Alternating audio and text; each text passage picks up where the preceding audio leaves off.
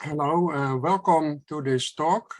You see the title here already, Computational Modeling of Multilevel Organizational Learning, from Conceptual Computation to Computational Mechanisms.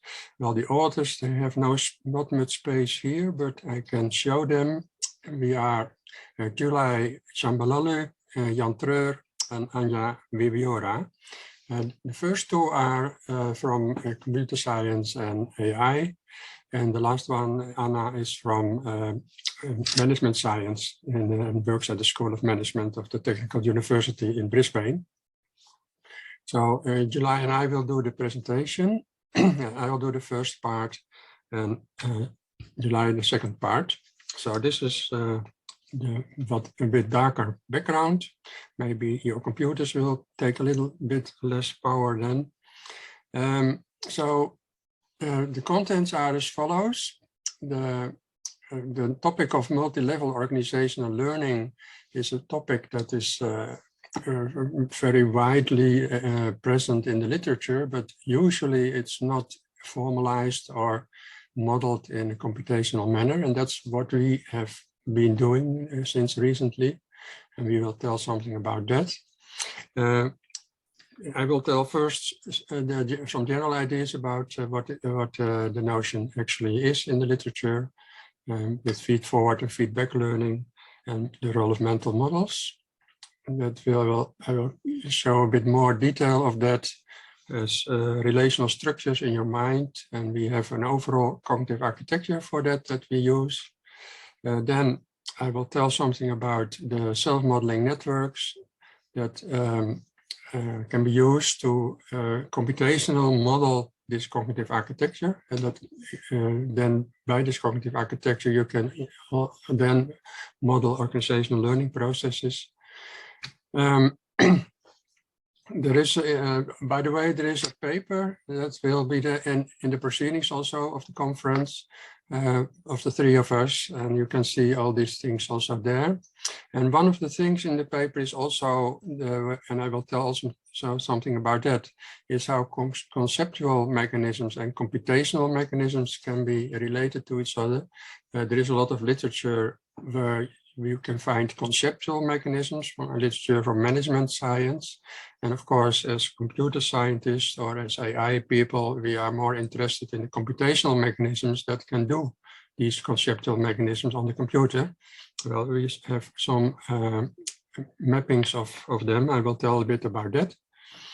And then the idea of computational modeling of organizational learning is can be really done. And that's the part where in July we'll tell a bit more in detail about these things that are shown here, like bullets, will also be addressed there. So there is one book already available since January, and there is another book in preparation on, especially on organizational learning. And the first book is on mental models in general. So let's take a start. Multi-level organizational learning means that in an organization, you can have learning at different levels. You can have learning at the levels of individuals, but you can also learning at the level of the organization as a whole. And that can have some relations to each other. Individuals can learn from their own experiences, but they can also learn from each other. So that's learning within and between individuals. But you can also let an organization learn from what the individuals know or have learned. In that case, there is some knowledge available in the organization that becomes independent of individuals, so that if individuals just leave, then you still have the knowledge in the organization, and other individuals can learn from that knowledge. So the first step is called feed-forward learning, and the backward step is called feedback learning. So in the first step, you try to take the best out of your individuals and make some model of it, and use for that often a structure of mental models or other types of protocol schemes. And then when they are stored in some repository, for example, in the organization, it can be easy for individuals to learn from that so that they get their own mental model accordingly. So this is one advantage, is that of course the knowledge is more persistent than individuals in an organization, because individuals can come and go, but the organization hopefully can stay longer, can persist longer. And then it's of course an advantage if you have the knowledge, also the expertise, also on the level of the organization.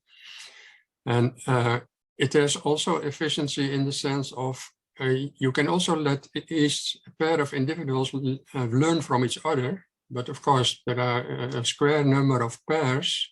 And if you have to extract knowledge from individuals for the organization, you have only a linear number of interactions that's needed. So that's also an efficiency advantage, you can say. There are also quality and safety advantages. If the quality is well guaranteed there, then of course everybody can work according to a high quality due to the feedback learning. And yeah, the last one I already have mentioned, that if somebody quits, you have less loss. So there is another option that you also look at level of teams within an organization. Then actually you have a similar picture for the teams and the relation of teams and individuals. You can have feed-forward learning from individuals to teams. Then you have a team model, and you can, from the team model, you can have feedback learning to individuals. And also between teams and the organization, you can have the same feed-forward learning and feedback learning to the team. So that's in general what you can find in the literature on management science. And this picture, of course, is not by itself formalized, and this whole literature is in general also not formalized. And the challenge that we take up since some time ago, not so very long time ago even, is how indeed this can be made computational. And we have already some work done on that in the meantime. So let's now see what mental models are. In much literature about organization learning, mental models are considered as a kind of vehicle of the knowledge. And you can say that why are they important? Well, that's usually where individuals have in their heads the knowledge that they use as their expertise. And then that's actually the majority of the organization's knowledge. So that's Kim is a very famous reference in the whole area of organization learning, has noticed that already. And that's well acknowledged all the time. So that's the idea why mental models are important. Mental models are, according to Kenneth Craig, small scale models of external reality in your head, and you can do tryouts with it by internal simulation, and you can then conclude what is best, like a kind of what if simulation you can do, and then compare options, what to do in a situation, and then react based on what you learn from that. So that's the idea of internal simulation, and your decision making based on that. And so you utilize them, but if, the knowledge of past events is actually using to learn them. And that's the learning element of mental models. So mental models are used, and they are also learned, because otherwise you will not have them. And they are also maintained, hopefully, otherwise you may forget them. And in general, you can say you can have a safer way of living and working if you have such mental models. So this is another picture. So you have actually some relations in your head, and these relations between mental states, they relate to similar relations in the world with causal notions. This is a causal element in the brain, a causal relation, and this is a causal relation in the world. So that should be in correspondence to each other to be a correct mental model. We have an overall cognitive architecture for mental models, and that's this one. This is where you have the use by internal simulation. This is where you have adaptation, the learning of it, and forgetting also is in this level. And you also have control over the processes, which is also very important, because otherwise it is not so realistic. Usually the adaptation is highly context sensitive, and such control, you can use that to adapt to that contextual sensitivity. So therefore it's very important. So this is the internal simulation, learning and forgetting, and control of use, learning and forgetting. This is considered a relational structure in your mind, or maybe even on paper or in the computer after a while.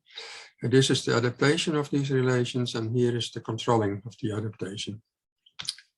So that's the picture of the idea of mental models.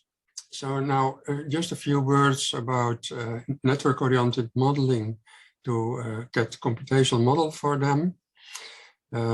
So we use this notion of temporal causal network for the network-oriented modeling, where you have a number of characteristics, and one of them is that you define the connectivity by connections and connection weights.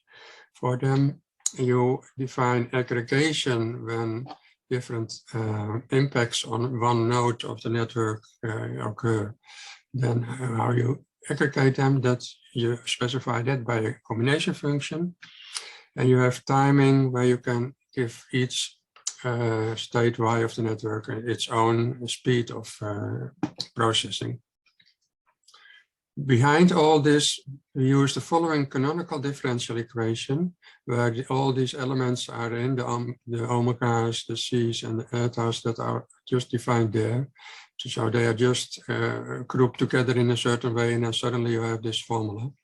And that's in the dedicated software already available. So you don't need to specify that. You only need to specify these characteristics, and then your model can work already automatically. So that's the modeling approach. Now, there is a notion of adaptation needed. We already have seen that. And that means that if we do that in a network-oriented modeling manner, that we need a network that can adapt over time.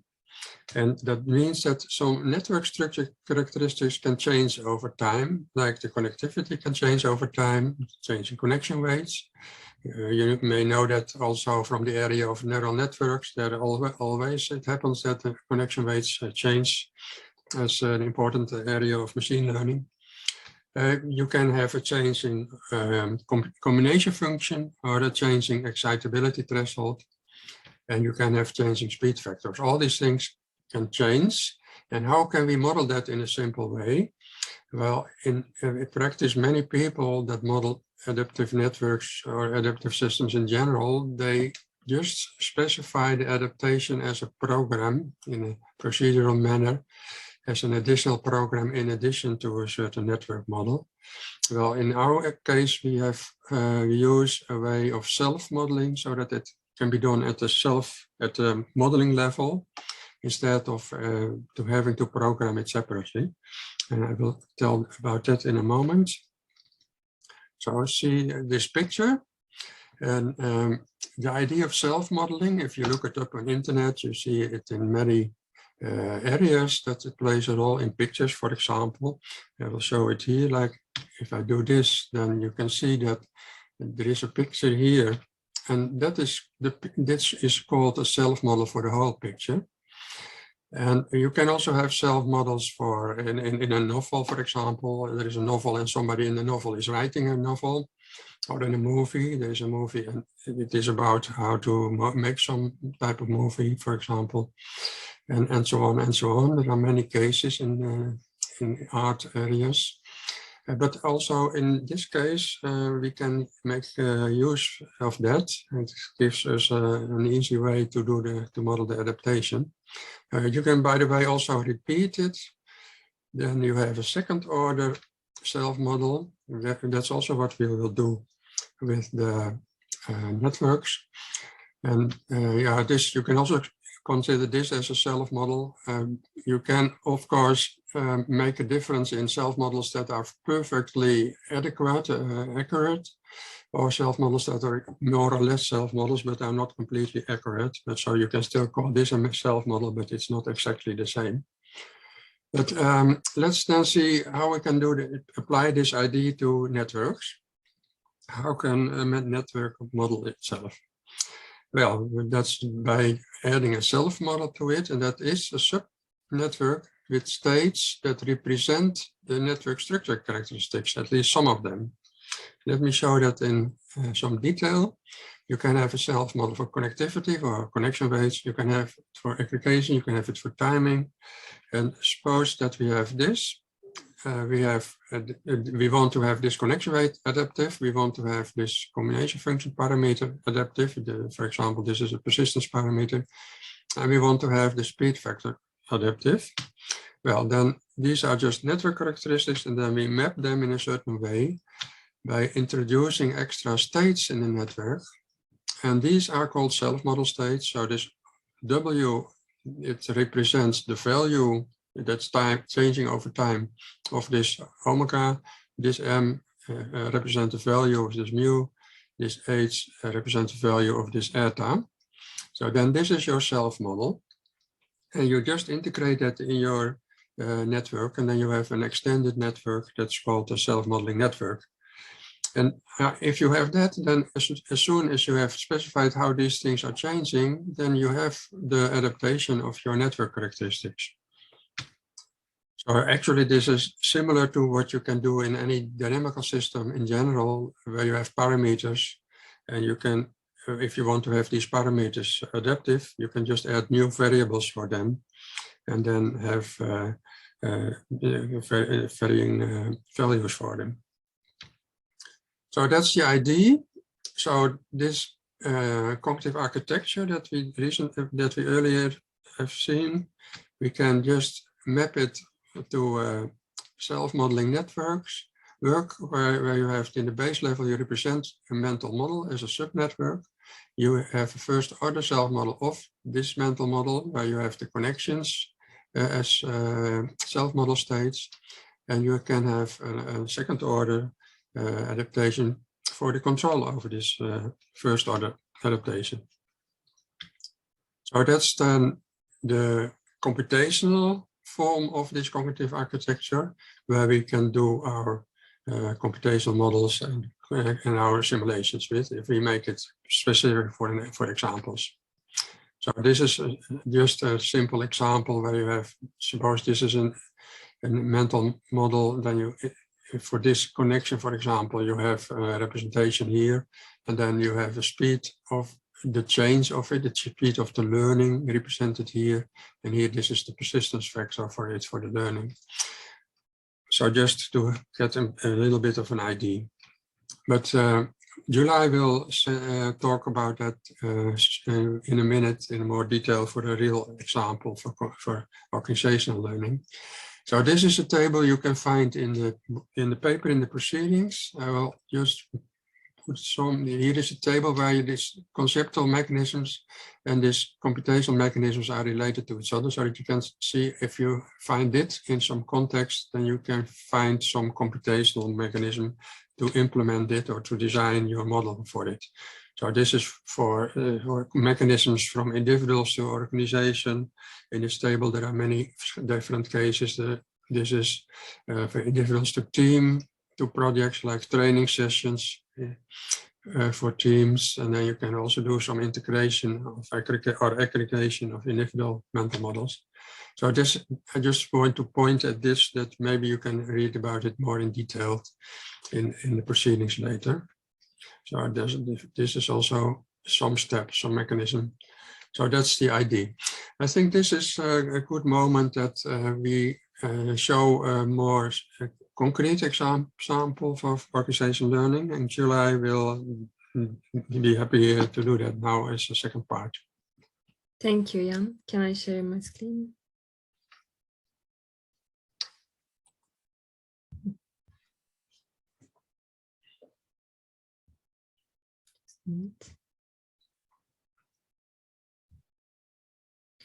I'm Gülay, and I will try to give some concrete examples of our work. This is the intubation scenario from a previous research. We create an illustrative case from this complex intubation scenario. Organizational learning is a challenging topic. That's why we use only a part of this big model for our illustrative case. For these states, this is the mental model of a doctor, and this is the mental model for a nurse. And the parts that we used is as following. There are 4 states. The first one is for preparation of the intubation equipment. Second one is for preparation of drugs. Third one is for the execution of pre-oxygenation. And the last one is for preparation of the team for intubation. First 2 is done by the nurse, mainly done by the nurse. And the last 2 are mainly done by the doctor. Person A is the nurse, I guess, yes. And person B is the doctor. We use these names to generalize the case. These are so specific. That's why we use task A, task B, task C, and D for these tasks. And person A for the nurse and person B for the doctor. This is the mental model of nurse.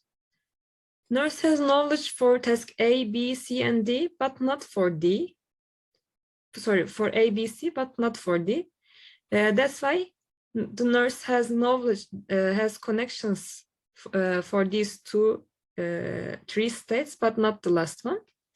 And the doctor doesn't have knowledge on first task because, as you can see here, these first 2 tasks are held by the nurse, mainly held by the nurse. This is the part of the nurse, and this is the part of the doctor. That's why for the last task, nurse doesn't have knowledge, and for the first task, doctor doesn't have knowledge. In the beginning, in our base level, this is our base level, we have also base level states for organization, but they are not activated yet because in the beginning we don't have any shared mental model. We also have context states for the levels of organizational learning. We will have 4 different levels for organizational learning. That's why we have 4 different context states. First phase is for individual learning. Individuals, person A and person B, learn in the first phase. This is the internal learning of individuals. In the second phase, shared mental model is formed. The third phase is for the feedback learning from organization to individuals. And the last phase is the improvements of individuals. I will show them in detail later. This is our first order self-model level for the adaptation. We have W states here. W states represents the weights of connections between base level states. For example, here for person B, for the connection from task A to B, we have a W states for task A to B. Because we have 3 connections for a person, we have 3 weight states, W states for a person. And for the other person, we have 3. And for the organization, also we have 3 other W states. Here we can see the connections between W states in the first order self-model level. The meaning of these connections, as you can see, they are from W states of individuals to organization. The meaning of this is the feedback learning, feed-forward learning. Feed-forward learning is the formation of shared mental model, actually, because with the aggregation of these individual states, organization's W states are activated, and the shared mental model starts to be created. We also have in the third phase, we will also have feedback learning from organization to individuals. Individuals will start to learn from their organization, and we will see it in our simulation results. And this is our last layer, the topmost layer, second order self-model level. Here, as Jan explained in the beginning, we have H states for the speed of adaptation, M states for the persistence factor, control of persistence factor, and also, most importantly, we have higher order W states. These are for the control of, for the weights of connections between W states, here in the middle layer. I mean, the higher order W states controls the feedback and feed-forward learning. They activates feedback learning and feed-forward learning in phase 2 and 3. This is our simulation results, overall simulation results, including all of the states. This is a bit complex, but I will try to explain, and then I will show the extracted parts one by one. In this first phase, this is the first phase, time delay interval for the first phase. Here is the individual learning. That's why base levels of person A and person B increase here in the first phase. And then just after the first phase, they, after learning, I mean, they start to forget some things. And because not all people have same memory, then their forgetting rates are different. For example, this person is more forgetful than the other person. And then in the second phase, this was for the shared mental model formation. Here we can see that our W states for organization increase. And in the third phase, feedback learning occurs. The W states from organization to the connections from W states of organization to individuals are activated here. That's why individuals start to learn from their organization in this phase. Feedback learning is occurred here. And in the last phase, individuals improve their base level states with the help of the knowledge coming from their organization. We can see the individuals lines here in a clear way. As you can see here in the third phase, the feedback learning phase, we can see the jumps for base level states for individuals, the mental model states. And also after third phase, I mean the fourth phase, the last phase, they improved their knowledge very much. This is only for the shared mental model, simulation results for only shared mental model. We can clearly see that W states of organization sharply increased here in the second phase. The meaning of this is the shared mental model of organization is created here. And as you can remember, both of the people have knowledge for the connection between task B to C, B and C. That's why this connection weights, comes from, this knowledge actually comes from both people. That's why the orange line representing that weight is higher than the others. And in the third phase, for the feedback learning, or the W states of organizations and the W states of individuals the connections between them are activated. When we actually, the organization's shared mental model formation is basically the aggregation of individual mental models. These are adaptive aggregations. All of them are adaptive aggregation. And when we think about this adaptation, we thought that we can make it context sensitive. And that's why we add extra states here for the control of aggregation. I mean, these C states for the control of the combination function will be used for the aggregation, and these context states for the determination of the context itself. These are the control states. We will have 4 different combination function choice. That's why 4 different types of C states. And we will have necessary context factors for the context. For the combination functions, as I said, we have 4 different choices. For the logistic sum function, we have C1, control state 1. For the scaled maximum function, we have C2. For the Euclidean, we have C3. And for the scaled geometric mean, we have C4. Our example contexts are knowledgeability, dependency, and preference for the type of quantity.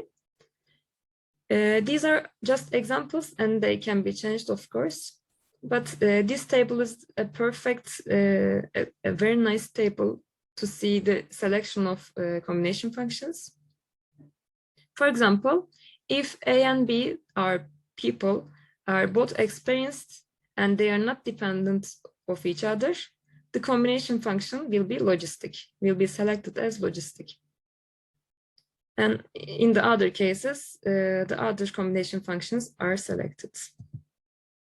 This is the Boolean representation of this table, actually, for the sake of simplicity of operations. And this is the Boolean propositions of our control states. Actually, these are the same as these, but the mathematical representation of them. And then we used, we want to avoid not operator here. That's why we add beginner for the not experienced, independent for the dependent, not dependent, and multiplicator preference state for the not additive preference state. These are the last final Boolean propositions of functions.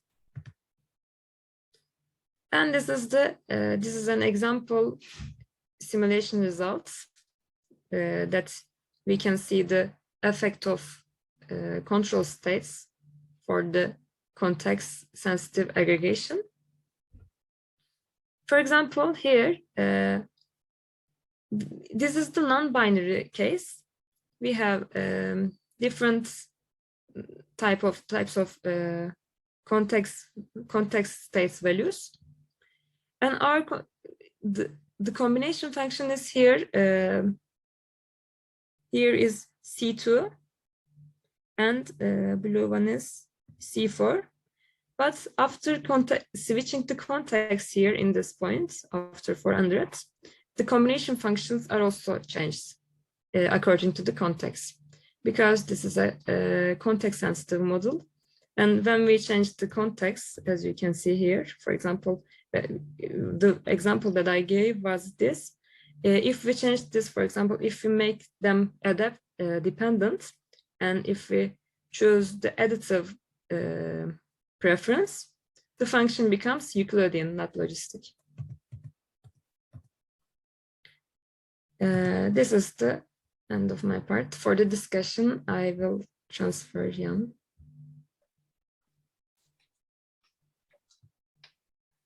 And I can share screen actually. Yeah, I will have to go to the last part. Not this one, it's too far.